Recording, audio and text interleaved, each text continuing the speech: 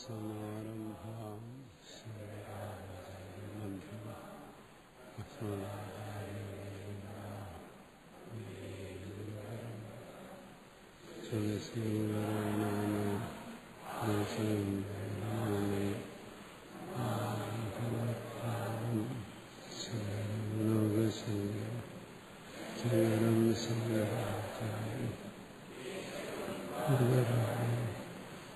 പ്രഭാഷകൃതോ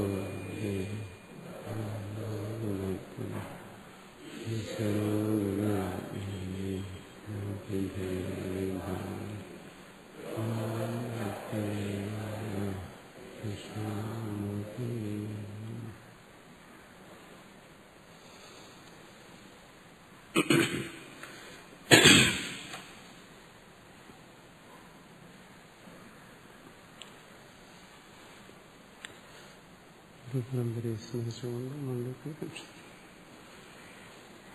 ഓമിത്യേതക്ഷരമിദം സർവം തസ്യോപവ്യാഖ്യാനം ഭൂതം ഭവദ്ഭവിഷ്യതി സർവം ഓംകാരയേവ യച്ഛാന്യത്രകാലാതീതം തദപ്യോംകാരയേവ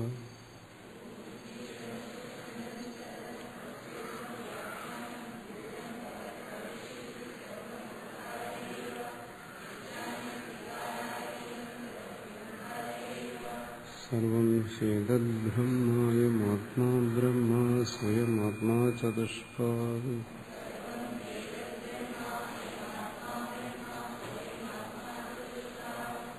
ജാഗരിതസ്ഥാനോ ബഹിപ്രജ്ഞസപ്താംഗ ഏകോനവിംശതിമുഖ സ്ഥൂലഭൃഗ് വൈശ്വാനര പ്രഥമപാദഃ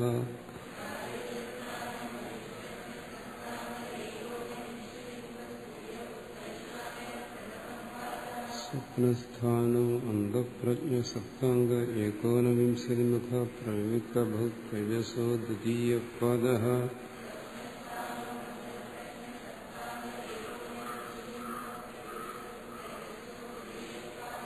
യത്ര സുപ്തോ ന കഞ്ചന കാമം കാമയതേ ന കഞ്ചന സ്വപ്നം പശ്യതി തത്സുഷുപ്തം സുഷുപ്തസ്ഥാന ഏകീഭൂത പ്രജ്ഞാനഘനയേവാനന്ദമയോ ഹ്യാനന്ദഭുക് ഛേദോമുഖ പ്രാജ്ഞസ്തൃതീയപാദഃ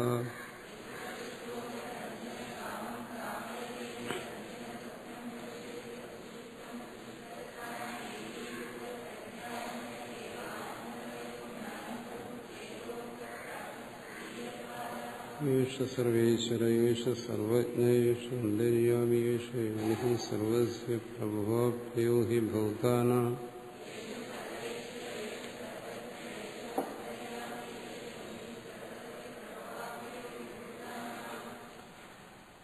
നാന്തപ്രജ്ഞം ന ബഹിപ്രജ്ഞം നോ ഭേദപ്രജ്ഞം ന പ്രജ്ഞാനഘനം ന പ്രജ്ഞം ന അപ്രജ്ഞം അദൃശ്യം അവ്യവഹാര്യം അഗ്രാഹ്യം ലക്ഷണം അചിന്യം അമ്യപദേശം ഏകാത്മപ്രത്യസാരം പ്രപഞ്ചോപശമം ശാന്തം ശിവം അദ്വൈതം ചതുർത്ഥം മന്യന്തേ സ ആത്മാ സ വിജ്ഞേയഃ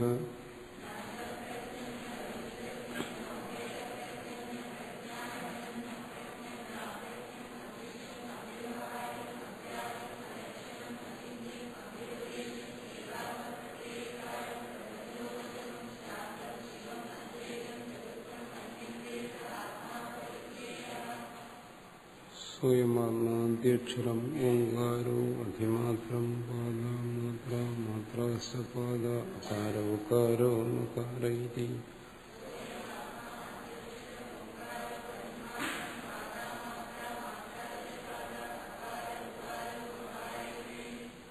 ജാഗരിതസ്ഥാനോ വൈശ്വാനരോ അകാര പ്രഥമാ മാത്രാപ്തിരാദിമത്വാൻ വാ ആപ്നോതി ഹ വൈ സർവാൻ കാമാനാദിശ്ച ഭവതി യേവം വേദ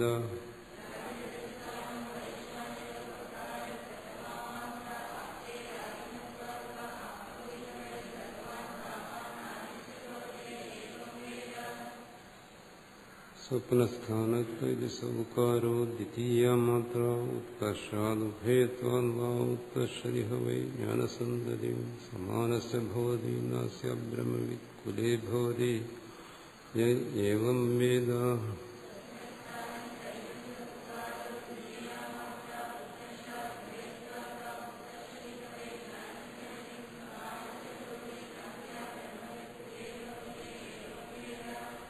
സുഷുപ്തസ്ഥാനപ്രജ്ഞോമകാരസ്തൃതീയാമാത്രാമിതേരപീതേർവാ വിനോദിഹ വാ ഇദം സർവം അപീതിശ്ച ഭവതി ഏവം വേദ.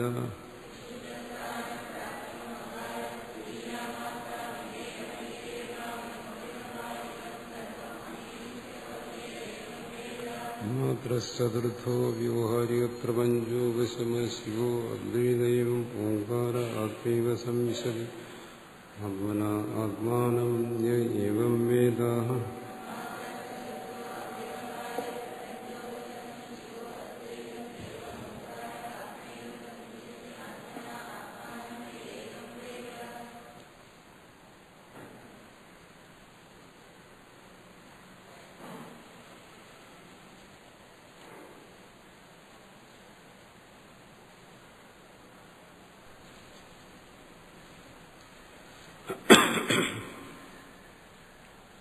അനാഥശാന്തിയിൽ 53-ാമത്തെ കാര്യം. ദ്രവ്യം ദ്രവ്യസ്യ ഹേതു സ്യാദ് അന്യസ്യ ചൈവ ഹി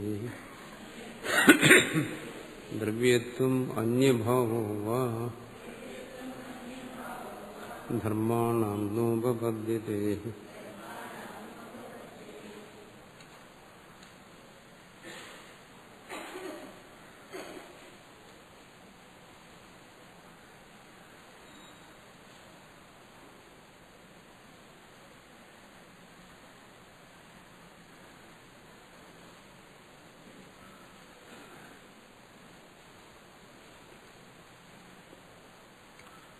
ഒരു ചോദ്യമാണ്.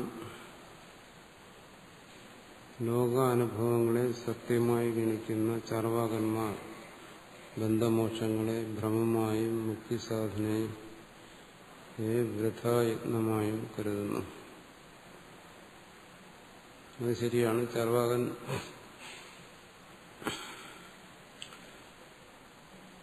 ലോകാനുഭവങ്ങളെ സത്യമായിട്ടാണ് കാണുന്നത്.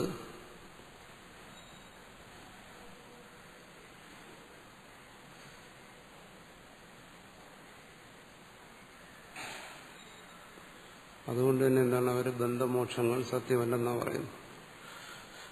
അത് ഭ്രമം എന്ന് പറയുമ്പോൾ ഭ്രമമെന്ന് പറയാൻ കഴിയത്തില്ല. കാരണം നമ്മളിവിടെ ചർച്ച ചെയ്യുന്ന രീതിയിൽ ഉള്ള ഭ്രമത്തെ ചാർവാകൻ അംഗീകരിക്കുന്നു. ചാർവാകൻ പറയുന്നത് അതൊക്കെ അസത്യം എന്നാ പറയുന്നത്. ബന്ധമോക്ഷങ്ങളെന്ന് പറയുന്നത് മറ്റുള്ളവരെ ചതിക്കാൻ വേണ്ടിയുള്ള ഉപദേശങ്ങളാണെന്നാണ്. മനഃപൂർവ്വം സാധുക്കളെ പറ്റിക്കുന്നതിന് വേണ്ടി ഓരോരുത്തർ പറയുന്നതെന്നാണ്. ഭ്രമത്തെ അവർ അംഗീകരിക്കുന്നില്ല. ഭ്രമത്തെ അദ്വൈതിയെ അംഗീകരിക്കുന്നുള്ളൂ. ആ തരത്തിൽ ഭ്രമമെന്ന് പറയുന്നതാണ് ഉദ്ദേശിക്കുന്നതെങ്കിൽ ചാർവാകൻ അത് അംഗീകരിക്കുന്നില്ല. അവർ പറയുന്നൊരു തട്ടിപ്പാണ്. മുക്തി സാധനയെ വൃഥായത്നമായി കരുതുന്നു. അവർ പറയുന്ന മുക്തിയില്ല, അതൊരു തട്ടിപ്പാണ്, അതിന്റെ സാധനകളും ഒരു തട്ടിപ്പാണെന്ന് പറയുന്നു. വഞ്ചൻ എന്നാണ് അവർ പറയുന്നത്. മറ്റുള്ളവരെ വഞ്ചിക്കാൻ വേണ്ടി പറയുന്നതാണെന്നാണ്. പ്രപഞ്ചാനുഭവങ്ങളെ വിജ്ഞാനത്തിന്റെ പ്രതീതി മാത്രമായി കാണുന്ന വേദാന്തി, ആ വേദാന്തിയുടെ അനുഭവം അങ്ങനെ തന്നെയാണ്. അങ്ങനെ പ്രപഞ്ചാനുഭവം എന്ന് പറയുമ്പോൾ വിജ്ഞാനത്തിന്റെ പ്രതീതിയാണ്. പക്ഷേ ഇതിനകത്ത് വരുന്നൊരു തകരാറ്, ഇവിടെ കാരികയിൽ പറയുന്ന കാര്യങ്ങൾ തന്നെ ചിലത് നമുക്ക് വളരെ ലളിതമായി തോന്നും. ഒരു കാര്യം നമുക്ക് ലളിതമായി തോന്നുന്നു എന്നതുകൊണ്ടത് നമ്മൾ ഗ്രഹിക്കണമെന്നില്ല.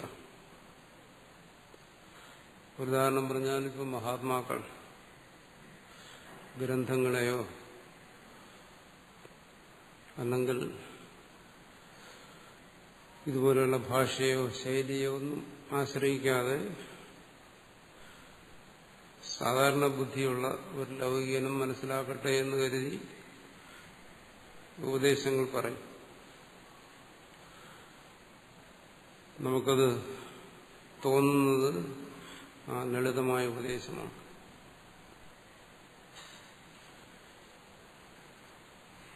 നമ്മൾ പറയും ആ ഗ്രന്ഥം അത് സംസ്കൃതമാണ്, അതിന്റെ ഭാഷ ശരിയല്ല, കാഠിന്യമുള്ളതാണ്, മനസ്സിലാക്കാൻ പ്രയാസമുള്ളതാണ്. ഭാഷ തന്നെ പ്രയാസമുള്ളതാണെങ്കിൽ പിന്നെ അതിന്റെ ആശയം അതിന് ദുർഗ്രഹമാണ് എന്ന് അതിനെക്കുറിച്ച് നമ്മൾ പറയും. സാധാരണ മഹാത്മാക്കളുടെ ഉപദേശം കേട്ടിട്ട് നമ്മൾ പറയും അത് വളരെ ലളിതമാണ്. പക്ഷെ വാസ്തവത്തിൽ നമ്മൾക്കത് ലളിതമായി തോന്നി, പക്ഷെ നമ്മൾ ആ ഉപദേശത്തിന്റെ സാരത്തെ ഗ്രഹിച്ചോ? അതാണ് അടുത്ത പ്രശ്നം. കഠിനമായ സംസ്കൃതത്തിൽ പറഞ്ഞതിന്റെ സാരം നമുക്ക് ഭാഷ തന്നെ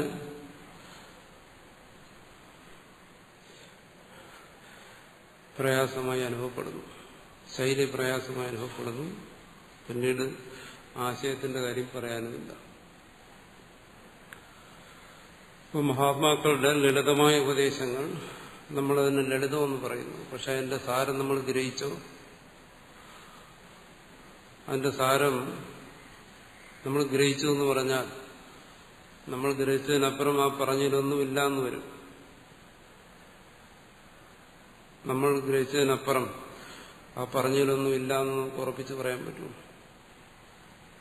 അവിടെയും സാരത്തിലേക്ക് ചെല്ലുമ്പോൾ അത് ഗഹനമാണ്. ശബ്ദത്തിൽ അത് ലളിതമായിരിക്കും, അല്ലെങ്കിൽ നമ്മളോട് ഉപദേശിക്കുന്ന ഭാവത്തിൽ അത് ലളിതമായിരിക്കും. പക്ഷെ അതിന്റെ അന്തഃസത്ത എപ്പോഴും ഗഹനം തന്നെയായിരിക്കും. എന്തുകൊണ്ട്? സംസ്കൃതത്തിൽ പറഞ്ഞാലും മലയാളത്തിൽ പറഞ്ഞാലും അത് ഏത് ഭാഷയിൽ പറഞ്ഞാലും പറയുന്ന ഒരു കാര്യം തന്നെയാണ്. അത് വിഷയം ഗഹനം തന്നെയാണ്. പക്ഷെ അത് കേൾക്കുമ്പോൾ നമുക്ക് തോന്നുന്നു ഇത് സരളമാണ്, നമ്മൾ മനസ്സിലാക്കി എന്ന് നമുക്ക് തോന്നുന്നു. പക്ഷെ നമ്മൾ മനസ്സിലാക്കിയിട്ടില്ല, അതിന്റെ സാരത്തെ നമ്മൾ ഗ്രഹിച്ചിട്ടില്ല. അത് ഗ്രഹിച്ചിട്ടില്ല എന്ന് എങ്ങനെ ഉറപ്പിച്ച് പറയുന്നു? ഒരാൾ പറയണു ഞാൻ ഗ്രഹിച്ചു, ഉപദേശം സരളമായിരുന്നുകൊണ്ട് അതിന്റെ താല്പര്യം എന്താണ് ഞാൻ ഗ്രഹിച്ചു എന്ന് ഒരാൾ അവകാശപ്പെട്ടാലോ? ഞാനത് അംഗീകരിക്കത്തില്ല. കാരണം ഗ്രഹിച്ചിരുന്നെങ്കിൽ അവൻ നന്നായനെ, കേട്ടവൻ രക്ഷപ്പെട്ടന്. രക്ഷപ്പെടാത്തതുകൊണ്ടെന്ന് മനസ്സിലാക്കാം, ഇവനിത് ഗ്രഹിച്ചിട്ടില്ല, ഒരു ഉപദേശവും ഗ്രഹിച്ചിട്ടില്ല, കാമാന്നൊരക്ഷരം പോലും ഗ്രഹിച്ചിട്ടില്ല. അപ്പൊ പിന്നെ ഇതിനെ മാത്രം നമ്മൾ പഴിച്ചിട്ട് കാര്യമില്ല, സംസ്കൃതത്തെ പഴിച്ചിട്ട് കാര്യമില്ല, വേദാന്തത്തെ പഴിച്ചിട്ട് കാര്യമില്ല. ഇതിലെന്തെങ്കിലും പോരായ്മകളുണ്ടെങ്കിൽ നമ്മളിൽ തന്നെയാണ്, ഉപദേശങ്ങളിലൊന്നുമല്ല. നമുക്ക് പരിചയമില്ലാത്ത ഭാഷയിൽ പറഞ്ഞാൽ, നമുക്ക് പരിചയമില്ലാത്തൊരു ശൈലിയിൽ പറഞ്ഞാൽ നമുക്ക് ഗ്രഹിക്കുന്നതിനും പ്രയാസമായി തോന്നും. നമുക്ക് പരിചയമുള്ള ഭാഷയിൽ നമുക്ക് പരിചയമുള്ള ഒരു ശൈലിയിൽ പറഞ്ഞാൽ അനായാസമാണെന്ന് തോന്നുന്നു. അത് പറയുന്നതാണ് അനായാസം, കേൾക്കുന്നതും അനായാസമാണ്. പക്ഷെ തത്വത്തെ ഗ്രഹിക്കുന്നിടത്ത് നമ്മൾ നമ്മുടെ നിലവാരത്തിലേ നിൽക്കും.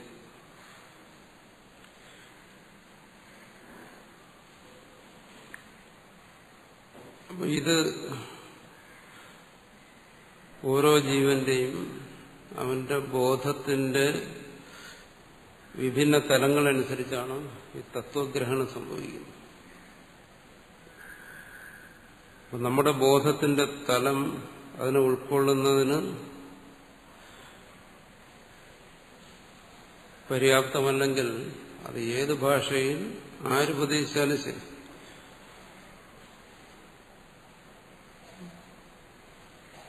അതുകൊണ്ട് പ്രത്യേകിച്ച് വിശേഷമൊന്നും സംഭവിക്കത്തില്ല. അത് നമ്മളിൽ തന്നെ ഇരിക്കുന്നു. ഗുണമായാലും ദോഷമായാലും ശരി, അത് നമ്മളിൽ തന്നെ ഇരിക്കുന്ന ഒരു കാര്യമാണ്.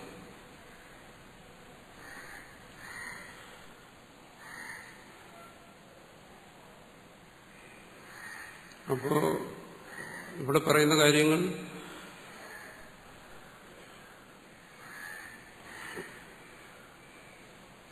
നമുക്ക് ഒരു ബുദ്ധിമുട്ട് അനുഭവപ്പെടുന്നുണ്ടെങ്കിൽ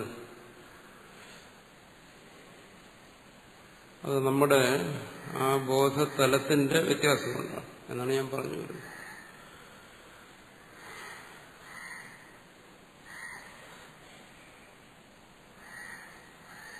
അപ്പൊ അവിടെ ഇതിനെ ഉൾക്കൊള്ളേണ്ട ആ തലത്തിലേക്ക് നമ്മൾ എത്തിച്ചേർന്നു. നമ്മളെന്ന് വെച്ചാൽ നമ്മുടെ ബോധതലം ആ നിലയിലായിരിക്കണം. ആ നിലയിലായാൽ ഏതായാലും ഉൾക്കൊള്ളാൻ പറ്റും. അവിടെയാണ് ബുദ്ധിമുട്ടുകൾ നമുക്ക് അനുഭവപ്പെടുന്നത്. ആ ബുദ്ധിമുട്ട് നമ്മുടെ തന്നെ ബുദ്ധി സൃഷ്ടിക്കുന്നതാണ്, അല്ലാതെ ശാസ്ത്രം സൃഷ്ടിക്കുന്നതല്ല. ശാസ്ത്രത്തിന്റെ വ്യാഖ്യാനം സൃഷ്ടിക്കുന്നതല്ല, ആചാര്യന്മാരെ സൃഷ്ടിക്കുന്നതല്ല, നമ്മുടെ തന്നെ ബുദ്ധി സൃഷ്ടിക്കുന്നതാണ്. അപ്പോൾ അതിന് മാറ്റം വരണം.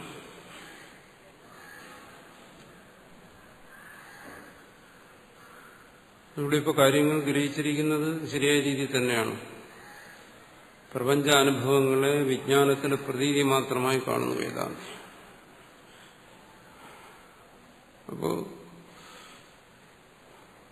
വിജ്ഞാനത്തിന്റെ പ്രതീതിയായി പ്രപഞ്ചാനുഭവത്തെ കാണുന്നു എന്ന് പറയുമ്പോൾ അത് കേവലം ഒരു വാക്യാർത്ഥത്തിൽ ഒതുങ്ങുന്ന കാര്യമല്ല. ഒരു വാക്യാർത്ഥത്തിലൂടെ അത് നമ്മൾ ഗ്രഹിച്ചു എന്ന് പറയാൻ പറ്റത്തില്ല. അത് വിജ്ഞാനത്തിലെ പ്രതീതിയായി സ്വയം ഗ്രഹിക്കാത്തിടത്തോളം കാലം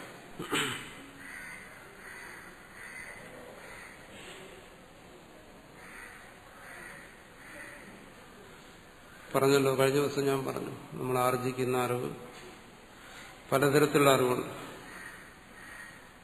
പക്ഷെ വിജ്ഞാനത്തിന്റെ പ്രതീതി എന്ന് പറയുന്നത് സഹജമായ ഭാവത്തിൽ വരാത്തിടത്തോളം കാലം ഇതിന്റെ വാച്യാർത്ഥം നമ്മൾ മനസ്സിലാക്കിയെന്ന് ധരിച്ചാലും ധരിച്ചിട്ടില്ല.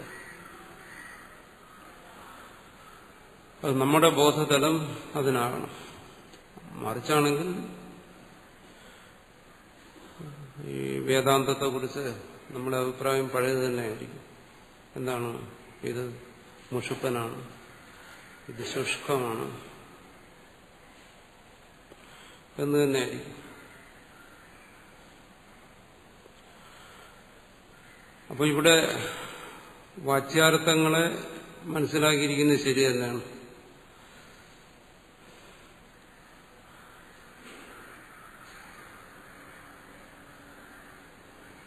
പക്ഷേ പറഞ്ഞല്ലോ, ഇതിലെ ആശയങ്ങൾ വാച്യാർത്ഥത്തിൽ ഒതുങ്ങുന്നതല്ല. അതാണ് മുഖ്യം. വിജ്ഞാനത്തിലെ പ്രതീതി മാത്രമായി കാണുന്ന വേദാന്തിയും ബന്ധമോക്ഷങ്ങളെ കൽപ്പനയായി കാണുകയും ശരിയാണ്. അദ്വൈതിയെ സംബന്ധിച്ച് വേദാന്തി എന്ന് ഉള്ള പ്രയോഗം സൂക്ഷിക്കണം. ഞാൻ പലതവണ പറഞ്ഞിട്ടുണ്ട്. അദ്വൈതി എന്ന് പറയുന്നതിന് വേദാന്തി എന്ന് പറയരുത്, പറഞ്ഞാൽ പോരാ. വേദാന്തം എന്ന് പറഞ്ഞാൽ ഉപനിഷത്ത്. ഉപനിഷത്തിന് പ്രമാണമായി സ്വീകരിക്കുന്ന എല്ലാവരും വേദാന്തികളാണ്. നമ്മളിവിടെ പറയുന്നത് അദ്വൈതമാണ്. വേദാന്തം എന്ന് പറയുന്ന അദ്വൈതത്തിന്റെ ഒരു ഭാഗം മാത്രമേ ആവുന്നുള്ളൂ. പൊതുവെ ആൾക്കാർ അദ്വൈതത്തിന് വേദാന്തം വേദാന്തം എന്ന് പറയും. നമ്മുടെ ഒരു സൂക്ഷ്മക്കുറവാണ്. വേദാന്തം എന്ന് പറയുന്ന അദ്വൈതം മാത്രമല്ല, ദ്വൈതവും വേദാന്തമാണ്. പ്രപഞ്ച സത്യം എന്ന് പറയുന്നതും വേദാന്തമാണ്. വിശിഷ്ടാദ്വൈതവും വേദാന്തമാണ്. അദ്വൈതം വേദാന്തമാണ്. പക്ഷേ അദ്വൈതത്തിന് പര്യായ പദമായി വേദാന്തം എന്നൊരു ശബ്ദം പ്രയോഗിക്കുന്നത് ശരിയല്ല. വേദാന്തം വളരെ വിപുലമാണ്. അതിനകത്ത് നാനാ വിഷയങ്ങൾ വരുന്നുണ്ട്.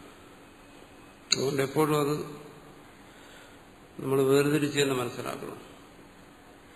നമ്മളിവിടെ ഇപ്പോൾ ചർച്ച ചെയ്യുന്നത് വേദാന്തത്തിലെ ഒരു ഭാഗമായ അദ്വൈതമാണ്.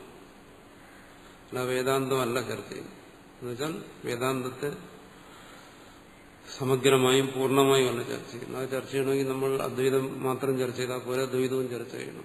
നമ്മളിപ്പോൾ അതല്ല ചർച്ച ചെയ്യുന്നു. അതുകൊണ്ട് അവിടെയാണ് നമ്മുടെ അസൂക്ഷ്മതയില്ലാതെ വരുന്നത്. പ്രപഞ്ചാനുഭവങ്ങളെ വിജ്ഞാനത്തിലെ പ്രതീതി മാത്രമായി കാണുന്ന വേദാന്തിയല്ല അദ്വൈതി. വേദാന്തിക്ക് പ്രപഞ്ചാനുഭവത്തെ സത്യമായി കാണും. അതും വേദാന്തികളിൽ ഒരു വിഭാഗമാണ് എന്നർത്ഥം. എന്ന് പറഞ്ഞാൽ ദ്വൈതവും അദ്വൈതവും ഇതെല്ലാം കൂടെ ചേരുന്നതിന് പറയുന്ന പേരാണ് വേദാന്തം. അത് അദ്വൈതത്തിന് മാത്രമുള്ളതല്ല. രാമാനുജനെയും മാധുനെയൊക്കെ വേദാന്തികളെന്നാണ് പറയുന്നത്. പക്ഷെ അവരെ നമുക്ക് അദ്വൈതി എന്ന് പറയാൻ പറ്റത്തില്ല.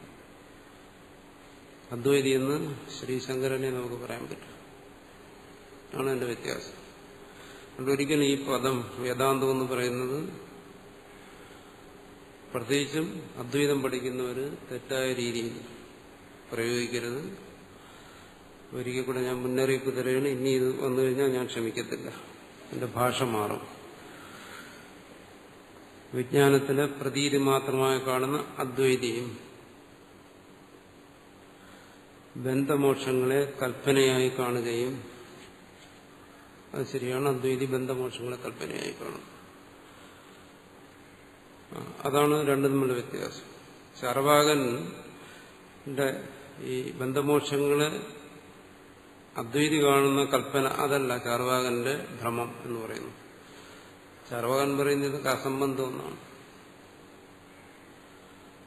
അവർ പറയുന്നത് ബുദ്ധിയുള്ള ആൾക്കാർ ബുദ്ധിയില്ലാത്തവരെ തട്ടിപ്പിന് വിധേയമാക്കുന്ന കേവലം ഭാഷാപ്രയോഗം മാത്രമാണ് അദ്വൈതം എന്നാണ്.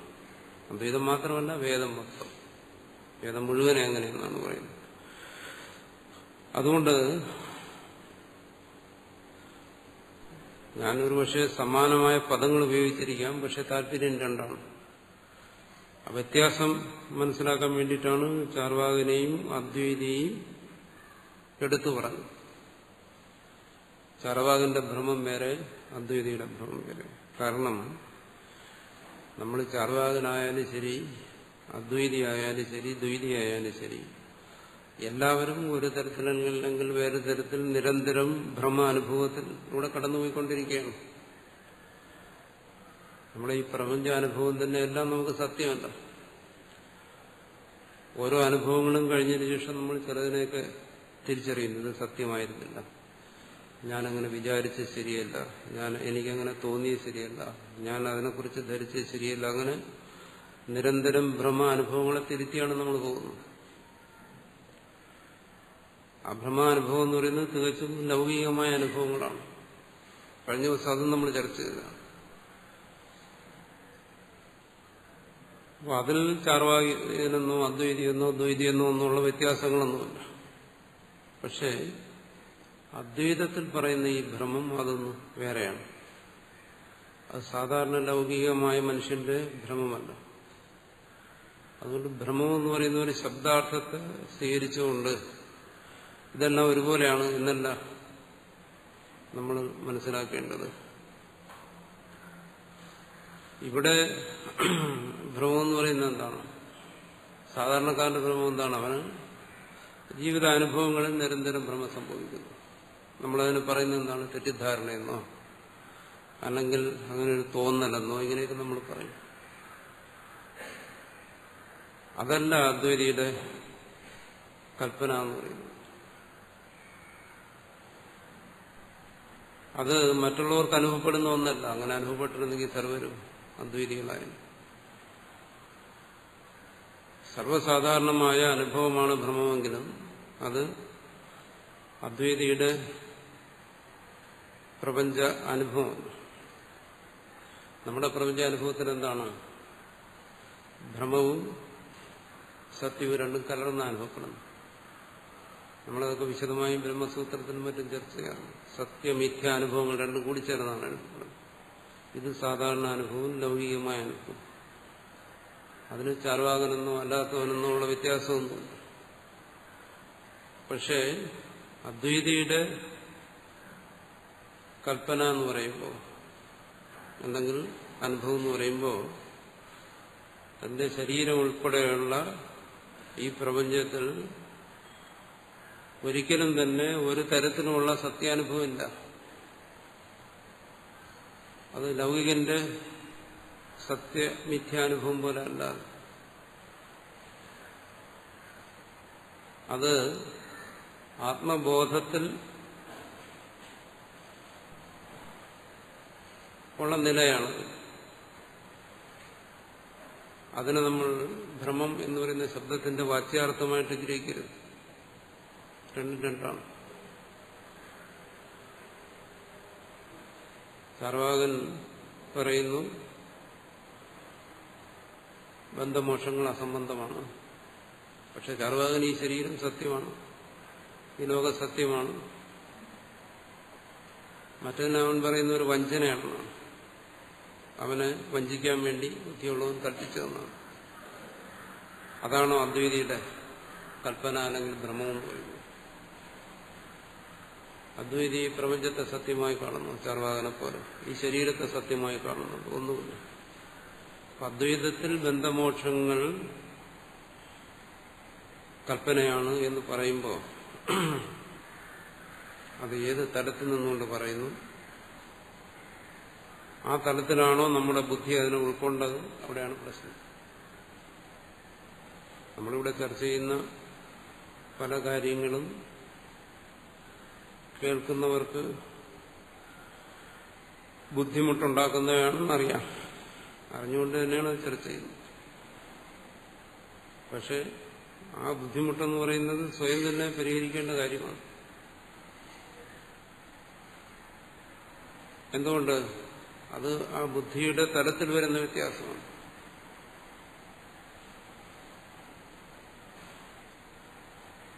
അത് പരിഹരിക്കുന്നത് നമ്മൾ നിൽക്കുന്ന തലത്തിൽ നിന്ന് നമുക്ക് ചിലപ്പോൾ പരിഹരിക്കാൻ കഴിഞ്ഞില്ല എന്ന് വരും.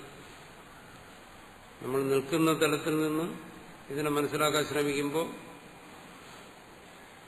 പലതരത്തിലുള്ള ഭ്രമങ്ങളും നമുക്ക് സംഭവിക്കുകയും ചെയ്യും. നമ്മുടെ ബുദ്ധിയുടെ തലം മാറണം. മാറുമ്പോൾ മാത്രമേ ഇവിടെ പറയുന്ന കാര്യങ്ങൾ വ്യക്തമായി പ്രകാശിക്കത്തുള്ളൂ. എന്ന് പറയുമ്പോൾ ഈ പറയുന്ന ഒരു ശബ്ദങ്ങളുടെയും വാച്യാർത്ഥങ്ങളിൽ ഒതുങ്ങുന്നതല്ല ഇതിന്റെ അർത്ഥതലം. അതാണ് പ്രധാനമായൊരു വിഷയം. അതുകൊണ്ടാണ് മഹാത്മാക്കൾ പലപ്പോഴും ലളിതമായ ഉപമകളിലൂടെ കാര്യങ്ങൾ മനസ്സിലാക്കാൻ ഇത്ര ശ്രമിക്കുന്നത്. പറയുന്നുണ്ട് അവിടെയും നമുക്ക് മനസ്സിലാക്കാൻ കഴിയുന്നില്ല, പരമാർത്ഥം മനസ്സിലാക്കാൻ കഴിയുന്നില്ല. എന്നാലും ഈ ഉപദേശങ്ങൾക്കെല്ലാം ഒരു താല്പര്യമുണ്ട്, ഒരു ഉദ്ദേശ്യമുണ്ട്. അത് ഉപദേശിക്കുന്നവർ സംസ്കൃതത്തിലായാലും ശരി,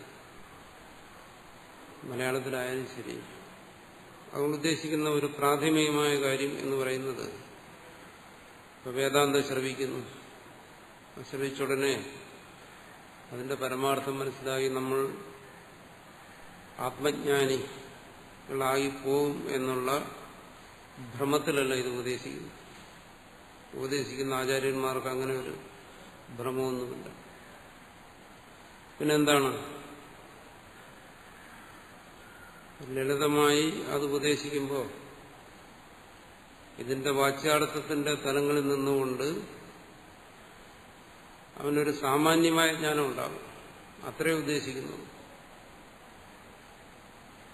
അവനതിന്റെ സാരഗ്രാഹിയായിരിക്കണം എന്നുള്ള നിർബന്ധമൊന്നും ഈ ഉപദേശങ്ങളിലല്ല. ആരുടെ ഉപദേശങ്ങളിലും അവന്റെ സാമാന്യമായ ഒരു ജ്ഞാനം ഉണ്ടായിക്കഴിഞ്ഞാൽ അത് അവനൊരു ലക്ഷ്യബോധത്തെ ഉണ്ടാകും. ഈ പ്രപഞ്ചം സത്യമല്ല എന്ന് 100 തവണ ആവർത്തിക്കുമ്പോൾ അത് സ്വന്തം അനുഭവത്തിൽ വന്നില്ലെങ്കിലും ഈ പ്രപഞ്ചത്തിന്റെ നിസ്സാരതയെക്കുറിച്ചുള്ള ഒരു പ്രതീതി അത് ഭ്രമാത്മകമായിക്കൊള്ളട്ടെ എങ്കിലും അവന്റെ മനസ്സിലുണ്ടാകും. അങ്ങനെ വരുമ്പോൾ മാത്രമേ പ്രപഞ്ചത്തിനപ്പുറമുള്ള കാര്യങ്ങളിലേക്ക് അവന്റെ മനസ്സ് തിരിയത്തുള്ളൂ. അങ്ങനെ ഒരു സാമാന്യ ബോധം ഉണ്ടാക്കുക എന്നുള്ളതാണ് എല്ലാ ഉപദേശങ്ങളുടെയും താല്പര്യം, പൊതുവായ താല്പര്യം. അത് ചില ജീവന്മാരിൽ വിശേഷിച്ച് പ്രയോജനം ചെയ്യും. ഭഗവത്ഗീതയിൽ പറഞ്ഞതുപോലെ സഹസ്രാണാം മനുഷ്യേഷു, അതവിടെ പ്രയോജനം ചെയ്യും. ഉപദേശിക്കുന്നവർക്കും അതറിയാം, സർവത്ര ഒരുപോലെ പ്രയോജനം ചെയ്യത്തില്ല. നിങ്ങളൊരു ഉപദേശം, വളരെ ലളിതമെന്ന് തോന്നുന്ന ഒരു ഉപദേശം 100 തവണ കേൾക്കുക, 1000 തവണ കേൾക്കുക, അതിനാവർത്തിക്കുക, മനനം ചെയ്യുക. ഓരോ നിമിഷവും നമുക്ക് അനുഭവപ്പെടുന്ന എന്താണ്? അതിന്റെ അർത്ഥതലം നമ്മൾ ഇന്നലെ വരെ ഗ്രഹിച്ചതല്ല. ഇപ്പൊ നമ്മൾ ഗ്രഹിക്കുന്നത് ഈ കഴിഞ്ഞ നിമിഷം ഗ്രഹിച്ചത് കാര്യമല്ല. നമ്മൾ മനനം ചെയ്താൽ, അതിനെ ശ്രദ്ധയോടുകൂടി ശ്രവിച്ചു കഴിഞ്ഞാൽ നമ്മുടെ ശ്രദ്ധ മാറുന്നതായി അനുഭവപ്പെടും, നമ്മുടെ അനുഭവം മാറുന്നതായി അനുഭവപ്പെടും. പക്ഷെ വർഷങ്ങൾക്ക് മുമ്പ് കേട്ട കാര്യം തന്നെയാണ് ഇപ്പോൾ വീണ്ടും ആവർത്തിക്കുന്നത്. പക്ഷെ വർഷങ്ങൾക്ക് മുമ്പ് ഗ്രഹിച്ചതല്ല ഇപ്പോൾ ഗ്രഹിക്കുന്നത്. ഈ വ്യത്യാസം വരുന്നത് എന്തുകൊണ്ട്? ഉപദേശത്തിന് മാറ്റം സംഭവിച്ചുകൊണ്ടല്ല, ആ കേൾവിക്കാരനിൽ വന്ന മാറ്റമാണ്. ഉപദേശിക്കുമ്പോൾ പലപ്പോഴും ഗുരുക്കന്മാർ ഉദ്ദേശിക്കുന്ന അതാണ്, കാലം കൊണ്ടെങ്കിലും ഇവനിൽ സംഭവിക്കട്ടെ ഒരു മാറ്റം. ഒരു വിത്ത് കുഴിച്ചിട്ട് കഴിഞ്ഞാൽ കാലം കൊണ്ടായിരിക്കും അതിലൊരു ഫലം ഉണ്ടാകും. അതിന് കാലത്തെ അപേക്ഷിക്കേണ്ടി വരുമെന്ന് വിചാരിച്ച് ഒരു വിത്ത് കുഴിച്ചിടാതിരിക്കാൻ പറ്റുമോ? ഇല്ലല്ലോ. അത് വളർന്ന് വലുതായി അതിന്റെ പക്വതയെത്തി ഒരു കാലത്തെ അത് സംഭവിക്കത്തുള്ളൂ അതിന്റെ ഫലം. പക്ഷെ എന്ന് വിചാരിച്ച് മഹാത്മാക്കൾ എന്ത് ചെയ്യുന്നു? വിത്തിടേണ്ട സമയത്ത് അവർ വിത്തിടുന്നു, ഫലം പിന്നീടാവും ഉണ്ടാകും. അതുകൊണ്ട് ശബ്ദം അല്ലെങ്കിൽ ഭാഷാ ശൈലി ലളിതമായതുകൊണ്ട് നമ്മൾ അത് ഗ്രഹിച്ചു എന്ന് ധരിക്കണ്ട.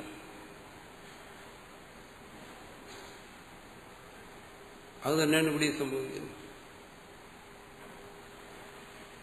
ഭാഷയുടെ ലാളിത്യം അല്ലെങ്കിൽ ഭാവത്തിലെ ലാളിത്യം തത്വത്തിൽ വരണമെന്നില്ല. അതാണ് പറഞ്ഞു വരുന്നതിന്റെ ചുരുക്കം.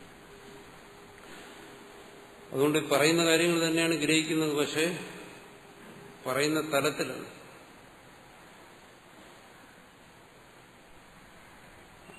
അതുകൊണ്ട് തന്നെ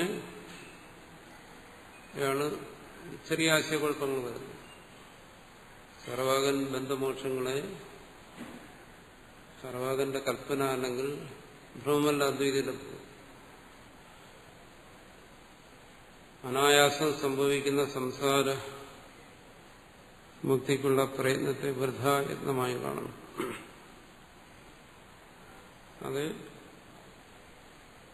അതായത് അദ്വൈതി പറയുന്ന എന്താണ്?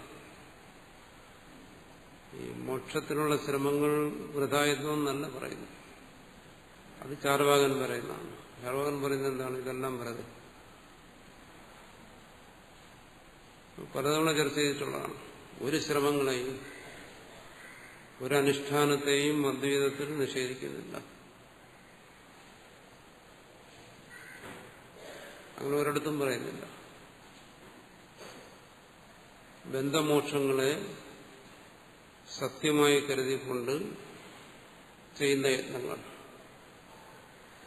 എല്ലാ യത്നങ്ങളും അജ്ഞന്റെ പരിശ്രമങ്ങളാണ്. ഈ അജ്ഞന്റെ പരിശ്രമങ്ങളെ വ്യർത്ഥമാണെന്ന് ഒരിടത്തും പറയുന്നില്ല. പക്ഷെ വ്യർത്ഥമെന്ന് പറയുന്നപ്പോ അദ്വൈതിയുടെ അദ്വൈത സാക്ഷാത്കാരത്തിൽ ആ തലത്തിൽ നിന്ന് നോക്കുമ്പോൾ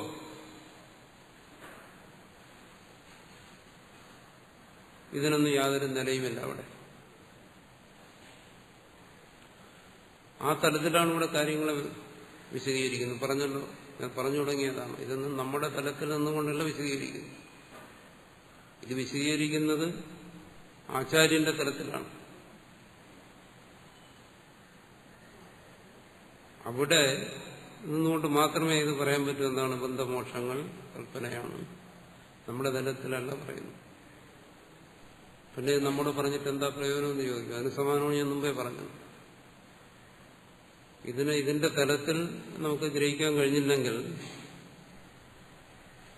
ഇതിൽ നിന്നൊരു സാമാന്യ ബോധം നമുക്കുണ്ടാകും. അത് നമുക്ക് ചുരുങ്ങിയ പക്ഷം ഒരു ലക്ഷ്യബോധമെങ്കിലും ഉണ്ടാക്കിത്തരും. ഒന്നുമില്ലെങ്കിൽ നമ്മൾ മനസ്സിലാക്കിയത് നമ്മൾ മനസ്സിലാക്കേണ്ടതിലും അല്പമാണ്, ഇതിനപ്പുറമാണ് മനസ്സിലാക്കേണ്ടതെന്നുള്ളൊരു ബോധമെങ്കിലും ഉണ്ടാകും. അതൊക്കെയാണ് അതിന്റെ പ്രയോജനം. അതുകൊണ്ട് രണ്ടും രണ്ടല്ല. ചർവാകന്റെ ധാരണയല്ല അദ്വൈതിയുടെ അനുഭവം, രണ്ടും രണ്ടാണ്. അതുകൊണ്ട് അദ്വൈതത്തിന്റെ ആ പരവുമായ നിലയിൽ എന്താണ് എല്ലാ നമ്മുടെ അതുവരെ ഉണ്ടായിരുന്ന എല്ലാ സത്യകൽപ്പനകളും, സത്യമെന്ന് കരുതിയ നമ്മുടെ കൽപ്പനകളെല്ലാം ഇല്ലാതായിത്തീരും. അദ്വൈതിക്ക് ബന്ധമോക്ഷങ്ങൾ മാത്രമല്ല കൽപ്പനയാകുന്നു. ശരീരവും കൽപ്പനയാണ്, പ്രപഞ്ചവും കൽപ്പനയാണ്. അതാണ് നമ്മൾ മനസ്സിലാക്കേണ്ടത്. അപ്പോ സംസാരമോക്ഷത്തിലുള്ള ഒരു തരത്തിലുള്ള പ്രയത്നത്തെ, അത് ദ്വൈതമായിക്കൊള്ളട്ടെ മറ്റെന്തെങ്കിലും ആയിക്കൊള്ളട്ടെ അല്ലെങ്കിൽ അദ്വൈതമായിക്കൊള്ളട്ടെ, ഒന്നിനെയും വൃഥായത്നമായി കാണുന്നില്ല.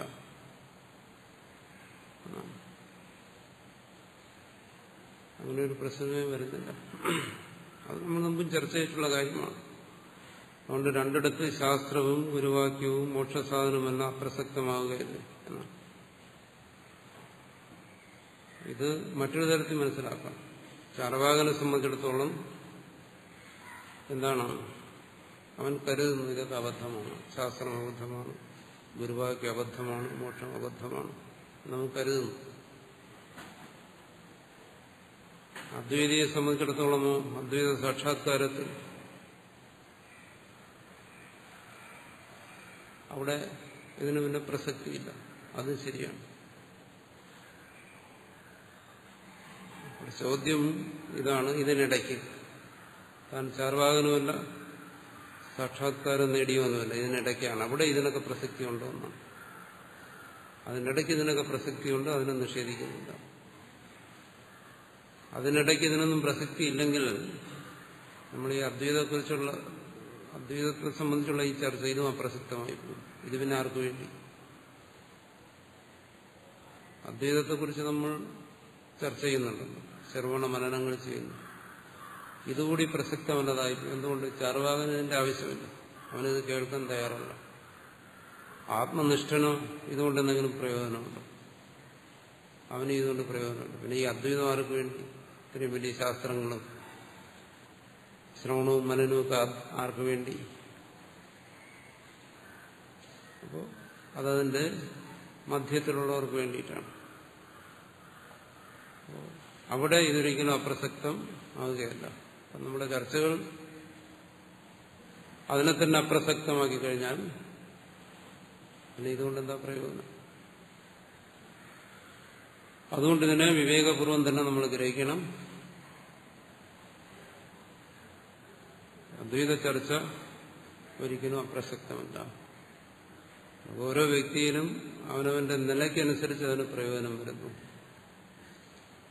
അപ്രസക്തമാകുന്ന രണ്ട് തലത്തിലാണ്. ഒന്ന് ഈ പറഞ്ഞതുപോലെ ചാർവാകനൻ, മറ്റൊന്ന് ആത്മനിഷ്ഠനൻ.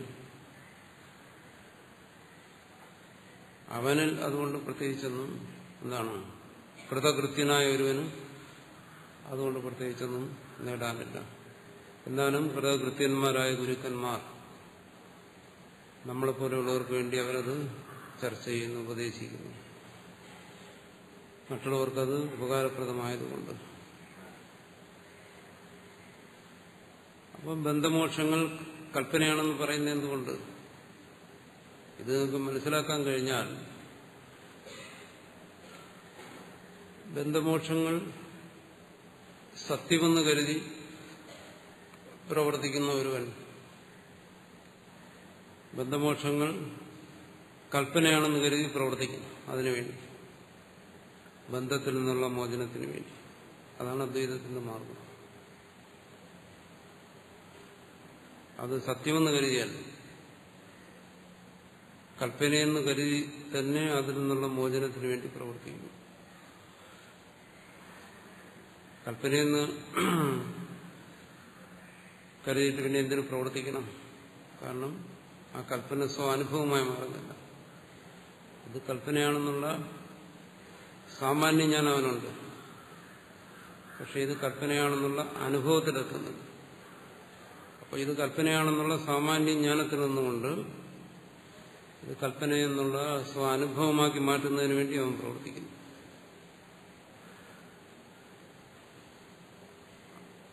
മറിച്ച് ഇതെല്ലാം സത്യമാണ് എന്ന് കരുതിയിട്ട് അദ്വൈത മാർഗത്തിൽ പ്രവർത്തിക്കാൻ സാധ്യമല്ല. അതിന് മറ്റു മാർഗങ്ങൾ സ്വീകരിക്കും. അദ്വൈതത്തിന്റെ മാർഗത്തിൽ അവനത് അംഗീകരിച്ച് മതിയാവും. എന്താണ്? കൽപ്പന തന്നെയാണ്. പക്ഷെ പ്രവർത്തനം അവസാനിപ്പിക്കാനും അവന് കഴിയുന്നില്ല. എന്തുകൊണ്ട്? അത് സ്വാനുഭവത്തിൽ വരുന്നില്ല. നമ്മൾ അതാണല്ലോ സംഭവിക്കുന്നത്. നമ്മൾ പഠിക്കുന്നു, പഠിപ്പിക്കുന്നു, ചിന്തിക്കുന്നു, യുക്തിയിലൂടെ മനസ്സിലാക്കാൻ ശ്രമിക്കുന്നു, പ്രമാണങ്ങളിലൂടെ ശാസ്ത്രത്തിലൂടെയും മറ്റും മനസ്സിലാക്കാൻ ശ്രമിക്കുന്നു, ഗുരുക്കന്മാരിൽ നിന്ന് മനസ്സിലാക്കാൻ ശ്രമിക്കുന്നു. അവിടെയെല്ലാം നമുക്ക് ഇതിനെക്കുറിച്ച് സാമാന്യമായ ബോധം ഉണ്ടാകുന്നുണ്ട്. പക്ഷെ പ്രപഞ്ച സത്യത്വത്തെ നിഷേധിക്കാൻ കഴിയുന്നു. അല്ലെങ്കിൽ നമ്മുടെ ആ സാമാന്യ ബോധം അത് നമുക്ക് സ്വാനുഭവം എന്ന് വിളിക്കാൻ കഴിയും.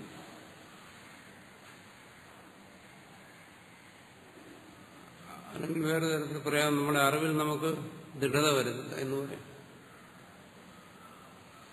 നമ്മുടെ അറിവിൽ നമുക്ക് ആത്മവിശ്വാസത്തോടുകൂടി ഇത് എന്റെ അറിവാണെന്ന് പറയാൻ കഴിയുന്നില്ല.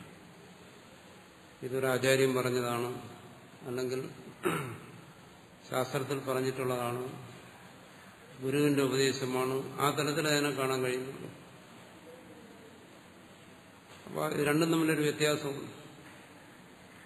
ഇനി നമ്മൾ ബോധിച്ചതിനെ നമ്മൾ വിസ്മരിക്കുന്നു. വ്യവഹാരത്തിൽ നമ്മുടെ അറിവ് അപ്രത്യക്ഷമാകുന്നു. അറിവിൽ തന്നെ നമ്മൾ പലപ്പോഴും സംശയങ്ങൾക്ക് അടിമപ്പെടുന്നു. അറിയുന്നത് തന്നെ പലപ്പോഴും നമ്മൾ ഭ്രമാത്മകമായി ധരിക്കുന്നു. ഇങ്ങനെയുള്ള നിരവധി ദോഷങ്ങളോടുകൂടിയാണ് നമ്മുടെ അറിവ് നിൽക്കുന്നത്. അതുകൊണ്ട് തന്നെ നമുക്ക് ബോധ്യം വരുന്നു, ഇതല്ല, ഇതിനപ്പുറം ഒരു തലമുണ്ട്. പക്ഷെ നമ്മൾ അറിയുന്നുണ്ട് ഇതൊന്നും സത്യമല്ല. പക്ഷെ അവിടെ തന്നെ ഇതിനെ നമുക്ക് സ്വീകരിക്കാനും പലപ്പോഴും ഇതിനെ തിരസ്കരിക്കാനുമുള്ള മനസ്സ് വരുന്നു. നമ്മൾ തിരസ്കരിക്കുന്ന എന്താണ്? ഇതൊരിക്കലും അനുഭവത്തിലേക്ക് വരത്തില്ല, ഇതൊരിക്കലും പ്രായോഗികമല്ല, ഇതൊരു ശുഷ്ക വേദാന്തമാണ്, അദ്വൈതമാണ്. ഈ തരത്തിൽ ചിലപ്പോൾ അതിനെ നമുക്ക് തിരസ്കരിക്കാൻ തോന്നും. പക്ഷേ ചിലപ്പോൾ ഈ സത്യത്തിന്റെ പ്രകാശം നമ്മുടെ ഉള്ളിൽ പ്രതിഫലിച്ചാൽ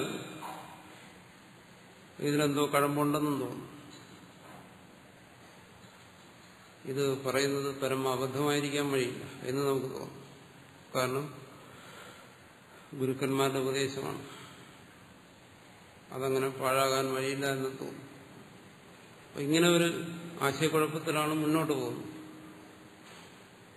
ഈ സമയത്ത് ഉള്ള പ്രയത്നങ്ങൾ ഒരിക്കലും വൃഥാകരാകത്തില്ല. ഇവിടെ മുക്തിക്കുള്ള പ്രയത്നം പാടില്ലെന്നോ അത് വൃഥാവാണെന്നോ അല്ല പറയുന്നു. ഇവിടെ പ്രയത്നം ആവശ്യമാണ് ഈ ദോഷങ്ങൾ പരിഹരിക്കുന്നതിന്. പക്ഷേ അവിടെ ആ പ്രയത്നം ഈ ബോധത്തോടു കൂടി തന്നെ. നമ്മളിൽ സഹജമായ ബോധത്തോടുകൂടിയല്ല, നമ്മൾ ആർജിക്കുന്ന ബോധത്തോടുകൂടി. ഇത് പരമാർത്ഥത്തിൽ സത്യമല്ല എന്നുള്ള ബോധത്തെ ആവർത്തിച്ചുകൊണ്ട് തന്നെയാണ് പോകുന്നത്. എന്നാലും നമുക്ക് ഇതിനോട് ആത്മാർത്ഥമുണ്ടെങ്കിൽ പ്രവർത്തിക്കാതിരിക്കാൻ കഴിയത്തില്ല. അതാണ് ചർവാകനും തത്വജ്ഞാനിയും സാധകനും തമ്മിലുള്ള വ്യത്യാസം. അപ്പോൾ നമ്മൾ സാധകന്റെ നിലയിൽ നിന്നുകൊണ്ടാണ് കാണുകയാണെങ്കിൽ ബന്ധമോക്ഷങ്ങൾ അസത്യമാണെങ്കിലും ബന്ധനത്തിൽ നിന്നുള്ള മോചനത്തിന്റെ പ്രയത്നം, ആ പ്രയത്നം അസത്യമായിക്കൊള്ളട്ടെ, അത് ആവശ്യമാണെന്നാണ് നമ്മൾ ബോധിക്കുന്നത്, വൃഥായത്നമായിട്ടല്ല. അതുകൊണ്ടിവിടെ ഒരു സാധകനെ സംബന്ധിച്ചിടത്തോളം ഇതൊന്നും ഒരിക്കലും അപ്രസക്തമാകുന്നില്ല. ഒന്നും ഇത് മാത്രമെന്നുള്ളതാണ്. ഒരാൾ അദ്വൈതത്തെ കുറിച്ച് ഒരാൾക്ക് ഒരു ധാരണയുണ്ടാകും, പക്ഷെ അദ്വൈതത്തിന്റെ മാർഗത്തിൽ അയാൾക്ക് പ്രവർത്തിക്കാൻ കഴിയുന്നു, അയാൾക്ക് ദ്വൈതത്തിന്റെ മാർഗത്തിൽ പ്രവർത്തിക്കാൻ കഴിയുന്നു. ആയിക്കോട്ടെ, അദ്വൈതത്തെക്കുറിച്ചുള്ള അയാളുടെ ധാരണ ശരിയാണെങ്കിൽ അയാൾ തന്റെ യോഗ്യതയെ തിരിച്ചറിഞ്ഞിട്ട് അയാൾ ദ്വൈതത്തിന്റെ മാർഗത്തിലാണ് പ്രവർത്തിക്കുന്നതെങ്കിൽ അതിൽ യാതൊരു തെറ്റുമില്ല. മറിച്ച് താനതിന് പറ്റിയ ആളല്ല എന്ന് മനസ്സിലാക്കിയിട്ട് പിന്നെ ആ മാർഗത്തിൽ പ്രവർത്തിച്ചിട്ട് കാര്യമില്ല. അതിലും നല്ലത് തന്നെ സ്വയം തിരിച്ചറിഞ്ഞിട്ട് തനിക്ക് പറ്റിയത് ഈ ദ്വൈതത്തിന്റെ മാർഗമാണെന്നറിഞ്ഞ് ആ മാർഗത്തിൽ ഉള്ള എന്തെങ്കിലും സാധനങ്ങൾ ചെയ്യുന്നോളൂ, അതായിരിക്കും കൂടുതൽ നല്ലത്. മറിച്ച് തന്റെ അറിവിനനുസരിച്ച് എന്തെങ്കിലും പ്രവർത്തിക്കാൻ കഴിഞ്ഞാൽ അതിന്റെ പൂർണ്ണതയിലല്ലെങ്കിലും അല്പമപ്യസ്യ ധർമ്മസ്യ എന്ന് പറയുന്നത്, എന്തെങ്കിലും ഒന്ന് ചെയ്യാൻ കഴിഞ്ഞാൽ, എന്തെങ്കിലും ഒരു വിചാരം നിലനിർത്താൻ കഴിഞ്ഞാൽ അത് ഉത്തമം തന്നെ. അതുകൊണ്ട് ഇതിനെ എല്ലാം നമ്മൾ ഗ്രഹിക്കുമ്പോൾ സമ്യക് ബുദ്ധിയോടുകൂടി ഗ്രഹിക്കും. അതാണ് മുഖ്യമായി വരുന്നത്. അതുകൊണ്ട് വിഷയം ഇവിടെ നമ്മൾ ചർച്ച ചെയ്യുന്നത്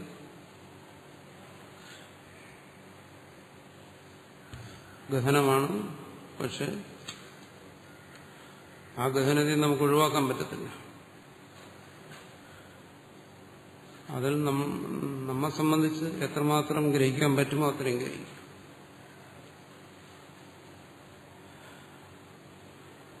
ഭാഗകാലക്രമേണതു എന്നാണ് പറയുന്നത് ആചാര്യന്മാർ. ഒരു ഭാഗം കാലം കൊണ്ട് തന്നെ സംഭവിക്കണം എന്നാണ്. കുറേയൊക്കെ ഇവ സംഭവിച്ചെന്നിരിക്കും, പൂർണ്ണമായും സംഭവിച്ചുകൂടാന്നില്ല. സംഭവിച്ചിട്ടില്ല എങ്കിൽ ഒരു കാലം കൊണ്ട് സംഭവിക്കണമെന്നാണ്. അതാണ് നമുക്ക് ഉള്ള ഒരേ ഒരു സമാധാനം.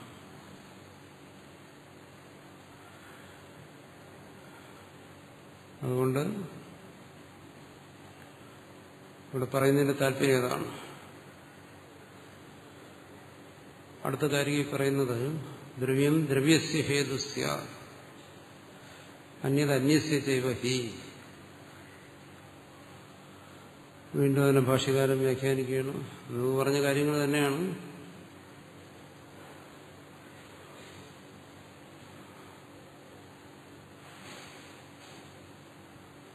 നമ്മുടെ സംശയങ്ങളും നമ്മുടെ ബുദ്ധിദോഷങ്ങളും നമ്മുടെ ജ്ഞാനത്തിൽ വന്ന ദോഷങ്ങളും ഒക്കെ പരിഹരിക്കുന്നതിന് വേണ്ടി വീണ്ടും അതിനെ വിശദീകരിക്കുന്നു. ഈ വിശദീകരണങ്ങളെല്ലാം വാസ്തവത്തിൽ ഇതിനെ ലളിതമാക്കാൻ വേണ്ടിയിട്ടാണ്. പക്ഷെ വിശദീകരണത്തിൽ എന്താ സംഭവിക്കുന്നത്? വിശദീകരണത്തിലൂടെ നമ്മൾ കൂടുതൽ തത്വത്തിലേക്ക് അടുക്കും. തത്വത്തിലേക്ക് അടുക്കുമ്പോൾ നമ്മുടെ ബോധതലം അതിനെ ഉൾക്കൊള്ളാൻ പ്രാപ്തമല്ലെങ്കിൽ അത് നമുക്ക് ഗഹനമായി അനുഭവപ്പെടും. അതാണ് വിശദീകരണങ്ങളിലൂടെ ഇത് ഗഹനതയിലേക്ക് പോകുന്നു. അത് കേവല പ്രതീതിക്ക് അപ്പുറമാണ്. സാധാരണ നമുക്ക് ശബ്ദാർത്ഥ ബോധം ഉണ്ടാകുന്നത് പ്രതീതി രൂപത്തിലാണ്. അത് നമുക്ക് സരളമായി തോന്നും. ബ്രഹ്മസത്യം ജഗത് മിഥ്യ എന്താ മനസ്സിലാക്കാനിരിക്കുന്നു? ഇത്രയല്ലേ നിങ്ങൾക്ക് പറയാനുള്ളൂ, നിങ്ങൾ എന്തൊക്കെ പറഞ്ഞാലും എന്ന് ചോദിക്കും. ശരിയാണ്, അത് മനസ്സിലാക്കുന്നത് വളരെ ലളിതം തന്നെയാണ്. പക്ഷേ ആ ലളിതമായ അർത്ഥം എന്ന് പറയുന്നത് എന്താണ്? അതൊരു കേവലമായ പ്രതീതി മാത്രമാണ്. ബ്രഹ്മസത്യം ജഗന്മിഥ്യ എന്ന് പറയുമ്പോൾ നമുക്കുണ്ടാകുന്ന ഒരു കേവല പ്രതീതിയാണ്. പ്രപഞ്ചം മിഥ്യയാണെന്ന് പറയുമ്പോൾ നമുക്കുണ്ടാകുന്നത് ഒരു കേവല പ്രതീതിയാണ്. ബ്രഹ്മസത്യം എന്ന് പറയുമ്പോൾ നമുക്കുണ്ടാകുന്ന ഒരു കേവല പ്രതീതിയാണ്. അത് നമ്മുടെ പ്രശ്നങ്ങൾക്കുള്ള പരിഹാരമല്ല. അതുകൊണ്ടാണ് ആ പ്രതീതിക്ക് ശേഷവും നമുക്കിതെല്ലാം സത്യമായി തന്നെ അനുഭവപ്പെടുന്നത്. ആ പ്രതീതിയിലൂടെ നമ്മൾ എന്താണോ ഗ്രഹിച്ചത് അതിന് വിപരീതമാണ് തുടർന്നു വരുന്ന നമ്മുടെ അനുഭവം. എന്ന് പറഞ്ഞാൽ എന്താണ്? അതല്ല തത്വഗ്രഹണം. പിന്നെ എന്താ തത്വഗ്രഹണം എന്ന് ചോദിച്ചാൽ അതിനുവേണ്ടി വിശദീകരിക്കേണ്ടി വരും. അത് വിശദീകരിക്കുമ്പോൾ അതിനോടൊപ്പം എത്തിച്ചേരാൻ നമ്മുടെ ബോധതലത്തിന് കഴിയാതെ വരും. അപ്പോൾ വിശദീകരണങ്ങൾ ഗഹനമായി അനുഭവപ്പെടും. അത് തത്വത്തിൽ വരുന്ന ദോഷമല്ല, നമ്മളിൽ തന്നെ ഇരിക്കുന്ന പ്രശ്നമാണ്. എന്താണ് പരിഹാരം? ഒരു പരിഹാരം നമ്മളെ കൊണ്ട് ചെയ്യാമെന്നുള്ള പരിഹാരം എന്താണ്? ഇതിനെ ആവർത്തിക്കുക എന്നുള്ളതാണ്. അതുകൊണ്ടാണ് ഇവിടെ വീണ്ടും ആചാര്യൻ അത് ആവർത്തിക്കുന്നത്. ഇത് കണ്ടുകൊണ്ട്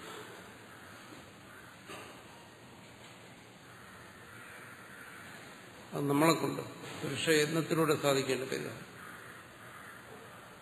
പിന്നെ അതിനപ്പുറം ഉള്ള പരിഹാരത്തെയാണ് നമ്മൾ ഗുരുകൃപ എന്നും ഈശ്വരകൃപ എന്നും മറ്റും പറയുന്നത്. നമ്മളിലിരിക്കുന്ന കാര്യമാണ്.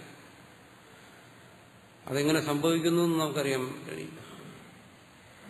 മറിച്ച് നമ്മുടെ ഭാഗത്തുനിന്നുകൊണ്ട് എന്താണ്?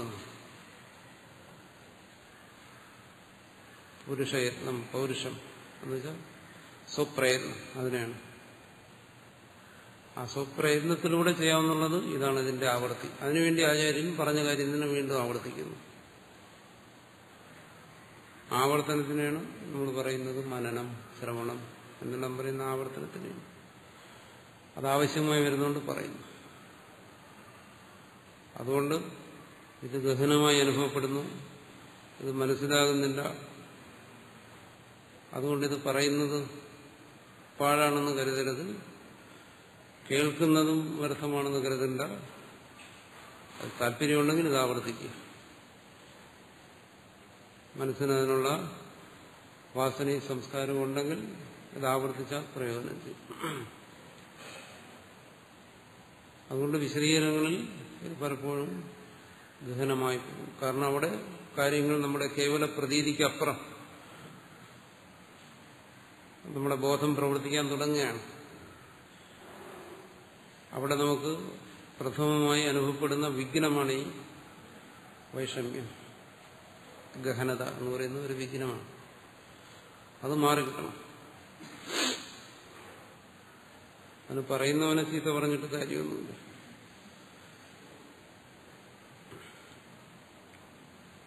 സ്വയം ആന്തരികമായ ഒരു പാകപ്പെടൽ അത് സംഭവിക്കണം. അതെയോ? അതിനുവേണ്ടി ആചാര്യന്മാർ ജീവന്മാരോടുള്ള കൃപ കൊണ്ടവർ ആവർത്തിക്കുന്നു.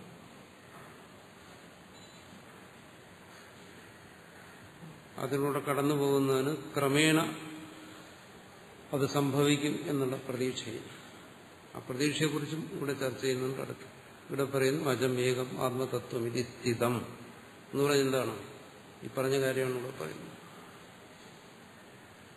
പ്രതീതം. ഇതുവരെയുള്ള ചർച്ചയിൽ നിന്ന് നിങ്ങൾക്കൊരു കാര്യം മനസ്സിലായി.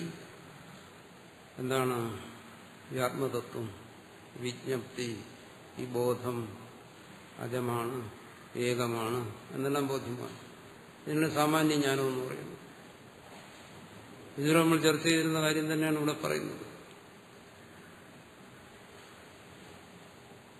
ഏകദേശ ധാരണയാണ്. പക്ഷെ വീണ്ടും അതിന് സംശയങ്ങൾ വന്ന് മൂടിക്കളയും. അറിവില്ലായ്മ അറിവിനെ പൊതിഞ്ഞുകളയും. അങ്ങനെ പല ദോഷം. പലയിടത്തും നമുക്ക് മുന്നോട്ട് കടക്കാൻ വയ്യാത്ത സ്ഥിതി. അപ്പം വീണ്ടും നമ്മെ സഹായിക്കാൻ വേണ്ടി വീണ്ടും വിശദീകരിക്കുകയാണ്. വിശദീകരിക്കുമ്പോൾ കുറേ നമുക്ക് മനസ്സിലാകും, കുറേ മനസ്സിലാകാതെയും ഇരിക്കും. ഇത് രണ്ടും നമ്മൾ സഹിക്കണം. മനസ്സിലാകുന്നതിനെയും സഹിക്കണം, മനസ്സിലാകാത്തതിനെയും സഹിക്കണം. എന്നാലേ മുന്നോട്ട് പോകാൻ പറ്റും. തത്ര ഈ രവി കാര്യകാരണഭാവ കൽപ്പിതേ തേഷാം ദ്രവ്യം ദ്രവ്യസ്യ അന്യസ്യ അന്യഹേതു കാരണസ്യ തസ്സൈവ തത്വം. ഇതാണ്. ഇത് ഒരു കൽപ്പനയാണെന്ന് പറഞ്ഞു കഴിഞ്ഞാൽ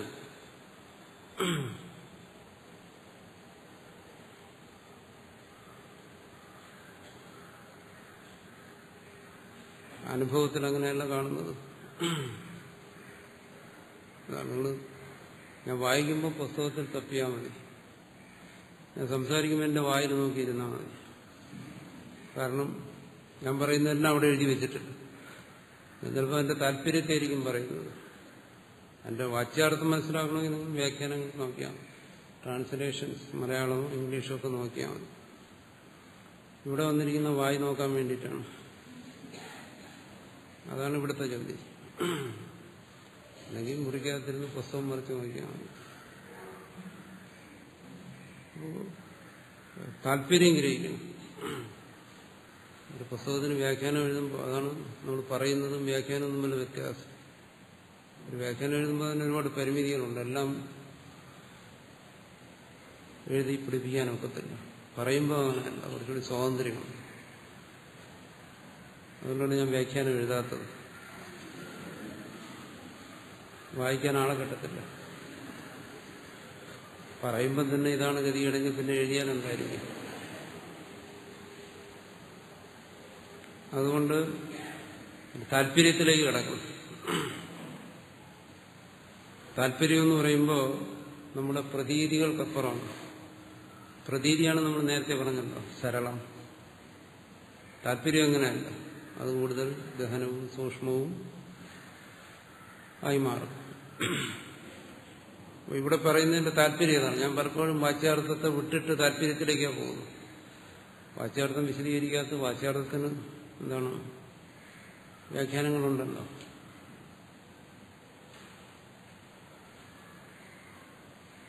അതുകൊണ്ട് ചിലര് ഞാനത് പറയുമ്പോഴത്തേക്ക് പുസ്തകവുമായിട്ട് മല്ലടിക്കുന്നതാണ്. ഇതെവിടെയാ പറയുന്നത്? ഒത്തിരി അഭ്യാസങ്ങൾ നടത്തുന്നതാണ്. എന്നിട്ട് നിരാശനായി കുനിഞ്ഞിരിക്കും. ഇതൊന്നും ഇവിടെ കാണുന്നില്ലല്ലോ, ഞാനിത് എവിടുന്നാണ് ഇതൊക്കെ കണ്ടുപിടിച്ച് പറയുന്നത്? ഏത് വിഷയത്തിലായാലും ശരി എന്താണ് ആത്മമനനം അത് ആവശ്യമാണ്. സ്വമനനം ഏത് വിഷയത്തിൽ. അതിനുള്ളൊരു ഉപായം മാത്രമാണ് ഈ ശാസ്ത്രം എന്ന് പറയുന്നത്. ഈ വരികളെന്ന് പറയുന്നത് അതിനുള്ളതാണ്. അത് സ്വമനനത്തിലൂടെ നമ്മൾ സാംശീകരിക്കും. ഒരിക്കലും ഞാൻ പറയുന്ന കാര്യങ്ങൾ കേട്ട് നിങ്ങൾ അതുപോലെ ധരിക്കണമെന്നല്ല ഞാൻ പറയുന്നത്. അത് നമ്മുടേതാവണമെങ്കിൽ നമ്മുടെ മനനത്തിലൂടെ അതിനെ സംശീകരിച്ചാലേ പറ്റും. അല്ലെങ്കിൽ അത് ഏട്ടിലെ വിദ്യ, അങ്ങനെ ഇരിക്കത്തേ ഉള്ളൂ. അതുകൊണ്ട് ഇവിടെ പറയുന്നതിന്റെ താല്പര്യം എന്താണ്? ഇതാണ് പറഞ്ഞല്ലോ, പ്രതീതിയിൽ ശരിയാണ്, ആത്മാവ് സത്യമാണ്, അജമാണ്, ഏകമാണ്. പക്ഷെ ബാഹ്യമായ പ്രതീതിയിലോ പ്രപഞ്ച അനുഭവത്തിലോ അവിടെ ഈ കാര്യകാരണഭാവവും മറ്റും നമ്മുടെ മുന്നിൽ ശക്തമായി തന്നെ നിൽക്കുന്നു. അതാണ് ഇതിനെ പറയുന്ന ആൾക്കാർ വരുന്നു വെറും ശുഷ്ക വേദാന്തം. ഇത് പറയുന്നവിടെ കാര്യത്തിലവിടെ ഈ കാര്യകാരണഭാവം സ്ഥൂലമായി നമ്മുടെ മുമ്പിൽ നിൽക്കുമ്പോൾ ഇതിനെ കേവലം ഒരു പ്രതീതിയായിട്ട് നമുക്ക് ഇങ്ങനെ സ്വീകരിക്കാൻ പറ്റും. പ്രതീതിയുടെ അർത്ഥം എന്താ അവിടെ? അതാണ് പ്രതീതിയുടെ അർത്ഥം. നമ്മൾ ധരിക്കുന്നതല്ല. പ്രതീതിയുടെ അർത്ഥം എന്ന് പറയുന്നത് വാസ്തവത്തിൽ ഒരനുഭവം മാത്രമാണ്. അത് അന്ധകാരത്തിൽ നിന്ന് വെളിച്ചത്തിൽ വന്നുള്ള അനുഭവമാണ്. അന്ധകാരത്തിൽ നിന്നുകൊണ്ടുള്ള വെളിച്ചത്തിന്റെ അനുഭവമാണ്. പ്രപഞ്ചം കേവലം പ്രതീതി മാത്രമാണെന്ന് പറഞ്ഞ് നമ്മൾ ധരിക്കുമ്പോൾ അത് ഏതുപോലെയാണ്? അന്ധകാരത്തിൽ നിന്നുകൊണ്ടുള്ള വെളിച്ചത്തിന്റെ അനുഭവം പോലെയാണ്. അതങ്ങനെ പൂർണ്ണമാകും. അന്ധകാരത്തിൽ നിന്ന് മാറി വെളിച്ചത്തിന്റെ അനുഭവം പറഞ്ഞു, വെളിച്ചത്തിൽ നിന്നുകൊണ്ടുള്ള. അതാണ് ഇവിടെ ആചാര്യൻ ഉദ്ദേശിക്കുന്നത്. നമ്മളവിടെ എത്തുന്നില്ല, അതാണ് ഇത് ശുഷ്കമായി പോകുന്നത്. അതാണ് പറയുന്നത് നിരവധി കാര്യകാരണഭാവ കല്പ്യതേ. ഇവിടെ നമ്മൾ എന്ത് ചെയ്യുന്നു? കാര്യകാരണഭാവങ്ങളെ കൽപ്പിക്കുന്നു. എന്നിട്ട് നമുക്ക് സത്യമായി അനുഭവപ്പെടുന്നു. ഈ സത്യാനുഭവത്തിൽ ഇവിടെ ശാസ്ത്രം ബോധിപ്പിക്കുന്ന സത്യം മറഞ്ഞു പോവുകയാണ്. അത് നമുക്ക് സ്വീകരിക്കാൻ പറ്റുന്നില്ല.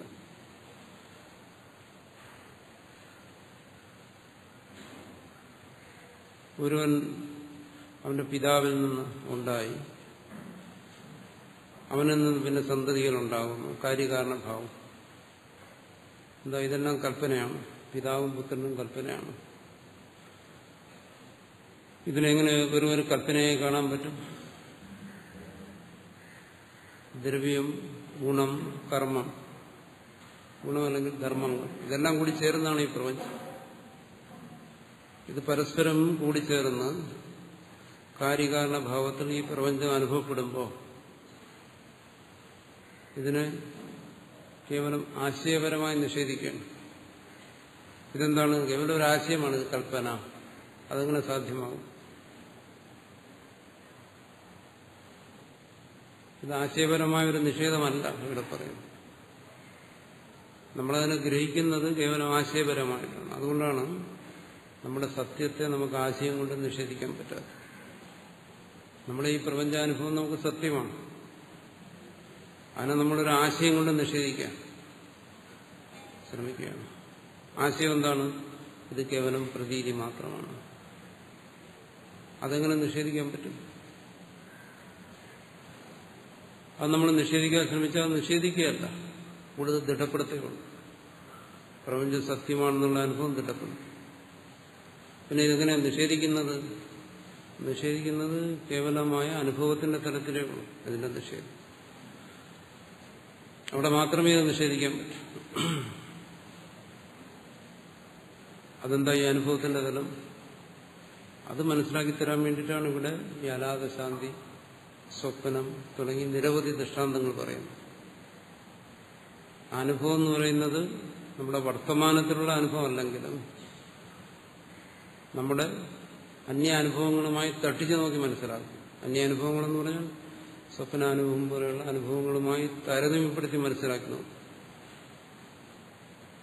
എന്നിട്ട് നമ്മുടെ ആ പ്രതീതി, എന്താണ് ഈ പ്രപഞ്ചം സത്യമെന്ന അല്ല എന്നുള്ള ആ പ്രതീതിയെ ദൃഢപ്പെടുത്തുക. അത് അനുഭവത്തിലേക്ക് നയിക്കും. അവിടെ മാത്രമേ ഈ പ്രശ്നങ്ങൾക്ക് പരിഹാരമുള്ളൂ. നമ്മുടെ മുമ്പിൽ അനുഭവപ്പെട്ടുകൊണ്ടിരിക്കുന്ന ഈ കാര്യകാരണഭാവങ്ങളുടെ നിഷേധം അവിടെ സംഭവിക്കും. അവിടെ മാത്രമേ എന്താണ് ഇതൊരു കൽപ്പനയാണ് എന്ന് നമുക്ക് ബോധ്യപ്പെടും. എന്നാലും അതാണ് പരമാർത്ഥം എന്നുള്ളതുകൊണ്ട് ഇവിടെ പറയുന്നു കൽപ്യതേ. ഇവിടെ സത്യമായി നമുക്കിത് കാര്യകാരണഭാവം അനുഭവപ്പെടുന്നുണ്ടെങ്കിലും ഇതൊരു കൽപ്പനയാണ്. പരമാർത്ഥ ദൃഷ്ടി ചിന്തിക്കുമ്പോൾ ഇതൊരു കൽപ്പനയാണ്. യേശാൻ ദ്രവ്യം ദ്രവ്യസ്യ അന്യസ്യ അന്യദേഹതു കാരണസ്യ. അതിവിടെ എന്ത് ചെയ്യുന്നു? ഒരു ദ്രവ്യം മറ്റൊരു ദ്രവ്യത്തിന് കാരണമായി നമ്മൾ അംഗീകരിച്ചിരിക്കുന്നു. പിതാവ് പുത്രന് കാരണം, മണ്ണ് കുടത്തിന് കാരണം, സ്വർണം ആഭരണത്തിന് കാരണം, അങ്ങനെയുള്ള പലതരത്തിലുള്ള കാരണങ്ങൾ, നിമിത്ത കാരണങ്ങൾ, സമവായ കാരണങ്ങൾ, പലതരത്തിൽ 100 കണക്കിനുള്ള കാര്യകാരണ ബന്ധങ്ങൾ നമ്മൾ ഇവിടെ കാണുന്നുണ്ട്, അനുഭവപ്പെടുന്നുണ്ട്. നദു തസ്സൈവ തത്.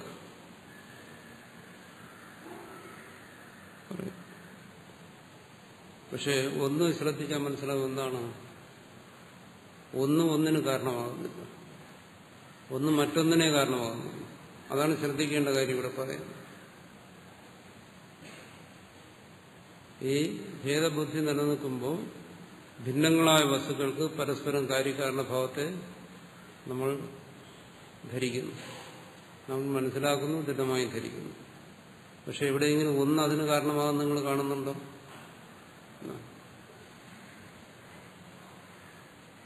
ഒന്ന് നമുക്ക് മനസ്സിലായി, എന്താണ്? വിജ്ഞാനം അജമാണ്, ഏകമാണ് എന്ന് മനസ്സിലായി. അതിനെക്കുറിച്ചൊരു സാമാന്യ ധാരണയെങ്കിലും ഉണ്ടായിട്ടുണ്ടെങ്കിൽ ആ ഏകമായ വിജ്ഞാനം മറ്റെന്തിനു കാരണമാകും? മറ്റൊന്നിനും കാരണമാകാൻ വഴിയില്ലല്ലോ എന്നാണ് ഇവിടെ പറയുന്നത്. അപ്പോൾ ഈ കാര്യകാരണഭാവം നമ്മുടെ ഭേദബുദ്ധിയിൽ ഉറച്ചതാണ്. ആ ഭേദബുദ്ധിയിൽ ഇവിടെ പിന്നെ കാര്യകാരണഭാവത്തെ കാണാൻ കഴിയത്തില്ല. ഇവിടെ അജാതത്തെക്കുറിച്ചാണ് ചർച്ച ചെയ്യുന്നത്. പ്രപഞ്ചം എവിടെ നിന്നുണ്ടായി, ആ പ്രപഞ്ചത്തിന്റെ കാരണം എന്താണ്, ആ ചോദ്യത്തിന് സമാധാനം പറയുകയാണ്. ഏകത്തിൽ കാര്യകാരണഭാവമില്ല. അവിടെ ഈ ചോദ്യത്തിനും പ്രസക്തിയില്ല. അദ്രവ്യം കസ്യജിത് കാരണം സ്വതന്ത്രം ദൃഷ്ടം ലോകേ. അങ്ങനെ നിങ്ങളൊന്നിനെ കണ്ടിട്ടുണ്ടോ? വസ്തു എന്ന് നമുക്ക് വിളിക്കാൻ കഴിയാത്ത ഒന്ന്, അത് എവിടെയെങ്കിലും ഒന്നിന്റെ കാരണമോ കാര്യമോ ആകുന്നുണ്ടോ? ഈ കാണുന്നതിന് ഒന്നും നമുക്ക് പരമാർത്ഥത്തിൽ വസ്തു എന്ന് വിളിക്കാൻ വയ്യ. ഇതൊരു പ്രതീതി മാത്രമാണ്. ഇവിടെ പിന്നെ കാര്യകാരണഭാവത്തെ നിങ്ങൾക്ക് എങ്ങനെ ഉറപ്പിക്കാൻ കഴിയും? എന്നുവെച്ചാൽ ദ്രവ്യത്വം ധർമാണാം ആത്മനാം ഉപദ്ധ്യതേ അന്യത്വം വാ കുതസ്ഥിത്യേന അന്യസ്യ കാരണത്വം കാര്യത്വം വാ പ്രതിപദ്ധ്യേത. ഈ വിജ്ഞാനം, ചിത്ത് എന്നെല്ലാം പറയുന്നത് ഇതൊരു വസ്തുവല്ല. ഇതിനെ വസ്തുവായിട്ടെടുത്ത് നമുക്ക് പരിശോധിക്കാൻ കഴിയുന്നില്ല.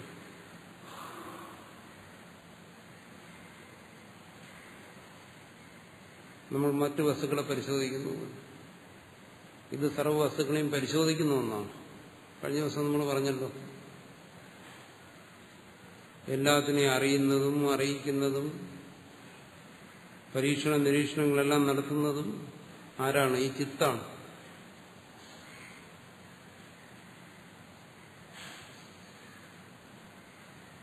അതാണ് വസ്തുക്കളെ പഠിക്കുന്നത്. അതാണ് പറയുന്നത് എന്താണ് ഇത് വസ്തുവാണ് എന്ന് പറയുന്നു. അതുകൊണ്ട് സ്വയം അതല്ല, അതൊരു വസ്തുവല്ല. അത് മറ്റെല്ലാത്തിനും വസ്തുക്കളായി നമുക്ക് ചൂണ്ടിക്കാണിച്ചു തരികയാണ്. നമ്മുടെ മുമ്പിൽ കാണുന്ന ഈ ശരീരം ഉൾപ്പെടെ സർവത്തിനെയും.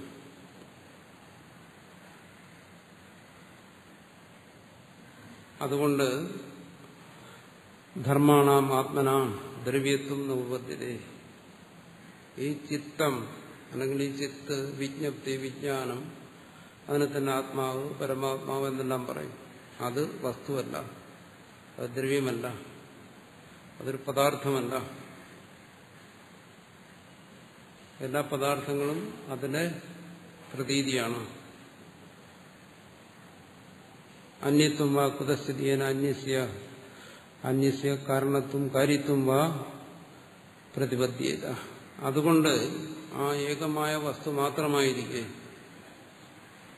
ഇവിടെ നമ്മുടെ കൽപ്പനയിൽ നിൽക്കുന്ന ഈ വസ്തുക്കൾ അത് മറ്റൊന്നിൽ നിന്ന് വരാൻ വഴിയില്ല, അതൊന്നിന്റെ കാര്യമാകാൻ വഴിയില്ല, അത് മറ്റൊന്നിന് കാരണമാകാൻ വഴിയില്ല.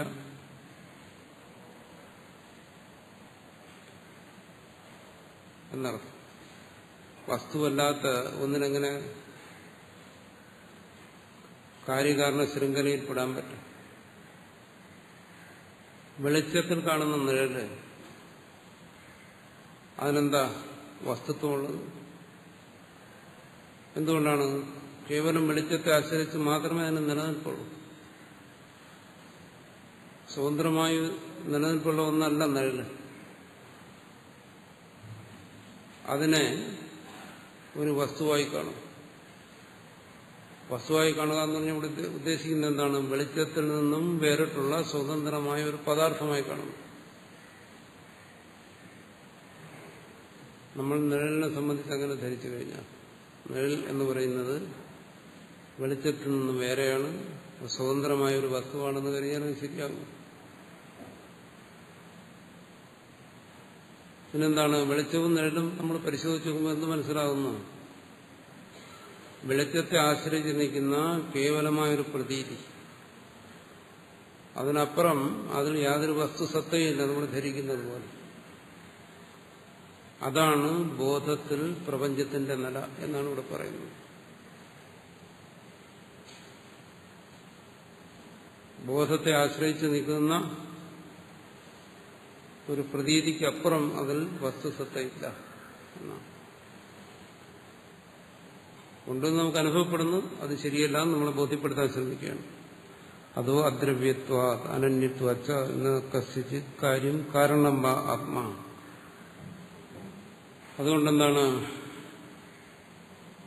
ഈ വിജ്ഞപ്തി അത് ഒരു വസ്തുവല്ല, ഒരു പദാർത്ഥമല്ല. അതുകൊണ്ട് തന്നെ ഈ വിജ്ഞപ്തിയിൽ പ്രതീതമാകുന്ന ഒന്നിനും നമ്മൾ ധരിക്കുന്നത് പോലെ പദാർത്ഥ സത്തയില്ലാതെ.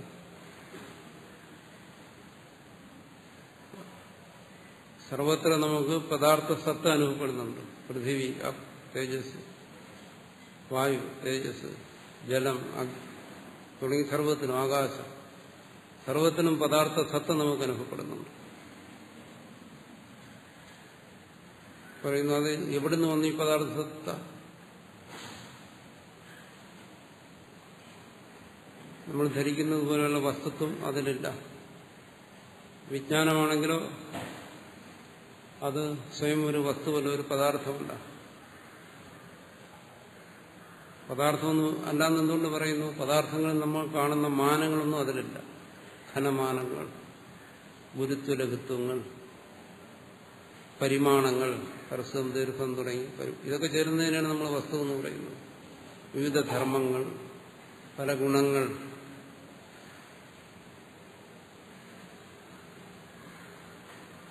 ഇതെല്ലാം കേവലം വെളിച്ചത്തെ ആശ്രയിച്ച് നിൽക്കുന്ന നിഴലുപോലെ ബോധത്തെ ആശ്രയിച്ച് നിൽക്കുന്ന കേവല കൽപ്പനകൾ മാത്രമാണ്. അതിനപ്പുറം അതിന് വസ്തുസത്തയില്ല എന്നാണ് പറയുന്നത്. അതുകൊണ്ട് നിങ്ങൾ പ്രപഞ്ച കാരണത്തെക്കുറിച്ച് അന്വേഷിച്ച് ആത്മാവിൽ ചെന്നെത്തരുത് എന്നാണ് ഇവിടെ പറയുന്നത്. എന്തുകൊണ്ട്? കസ്യചിത് കാര്യം കാരണം വാ ആത്മാ. ആത്മാവ് ഒന്നിന്റെയും കാരണവുമല്ല, ഒന്നിനും കാര്യവുമല്ല. എന്തുകൊണ്ട് പ്രപഞ്ചത്തിന് കാരണമല്ല എന്ന് പറയുന്നു? കാരണം അങ്ങനെ ഒന്നില്ലാത്ത, പരമാർത്ഥത്തിലില്ലാത്ത ഒന്നിനെങ്ങനെ കാരണത്തിൽ പറയാൻ പറ്റും? പദാർത്ഥ സത്തയില്ലാത്ത ഒന്നിനെങ്ങനെ ഒരു കാരണത്തെ കണ്ടുപിടിക്കുന്നത്? നിഴലിന്റെ നിലയുള്ളൂ ഇതിന്. അത് പലതവണ ആവർത്തിച്ചതാണ്. പ്രതീതി എന്ന് പറയുന്നതിന്റെ താല്പര്യം അതാണ്.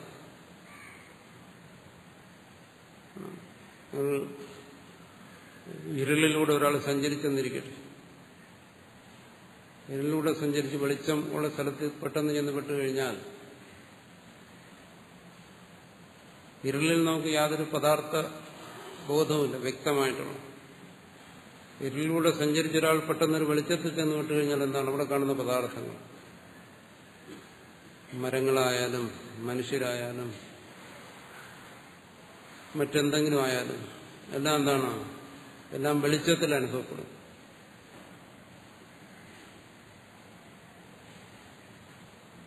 ആദ്യം നമുക്കുണ്ടാകുന്ന പ്രതീതി എന്ന് പറയുന്നത് എന്താണ്?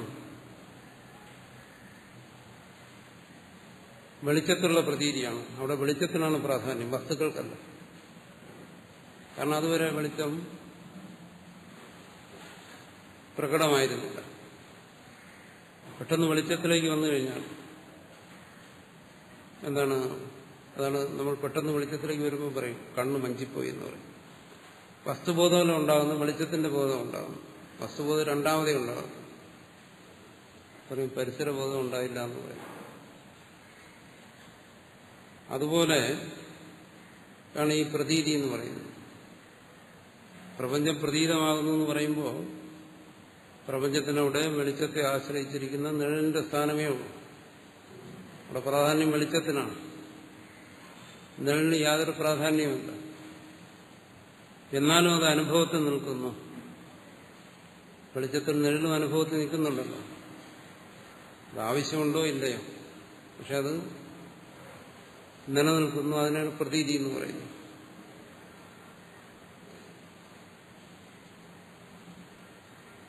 പ്രകാശത്തിൽ വസ്തുക്കൾ നിൽക്കുന്നത് പോലെ. ആ പ്രതീതിയിൽ പറയുന്നത് എന്താണ്? നിൽക്കുന്ന അത് ഇതിനെ കാരണമെന്ന് പറയാൻ വയ്യ. നിഴലിന് സ്വതന്ത്രമായ നിലനിൽപ്പുള്ള ഒന്നല്ല. അത് ഇതിന്റെ കാര്യമൊന്നും പറയാൻ വയ്യ. അതാണ് കഴിഞ്ഞ കാരികയിലെ അവസാനം നമ്മൾ ചർച്ച ചെയ്ത് നിർത്തിയത്. അചിന്ത്യ സദൈവത്തെ അചിന്ത്യങ്ങളാണ്. പ്രപഞ്ചം അചിന്ത്യമായതുകൊണ്ട് തന്നെ ഇതിന് കാരണമായി ഈ വിജ്ഞപ്തിയെ സ്വീകരിക്കാൻ വയ്യ. അവിജ്ഞപ്തിയുടെ കാര്യമായി പ്രപഞ്ചത്തെയും സ്വീകരിക്കാൻ നിവൃത്തിയില്ല. ഇതിനൊരു കാരണത്തിന്റെ ആവശ്യമുള്ളതല്ല. ഇത് വസ്തുസത്തയുള്ളതല്ല. അതുകൊണ്ട് എന്താണ്? അജം ഏകം ആത്മതത്വം. ഇതാണ് സാമാന്യ പ്രതീതി. ഇതിനെ ആശ്രയിച്ച് പ്രപഞ്ചത്തിന്റെ നില എന്താണെന്ന് ബോധ്യപ്പെടണം. അതാണ് ഇവിടെ പറഞ്ഞു വരുന്നത്. ദ്രവ്യം ദ്രവ്യസ്യ ഹേതു സ്യാദ് അന്യതന്യസ്യ ചൈവ ഹി ദ്രവ്യത്വം അന്യഭാവോ വാ ധർമ്മാണാം നോപപദ്യതേ.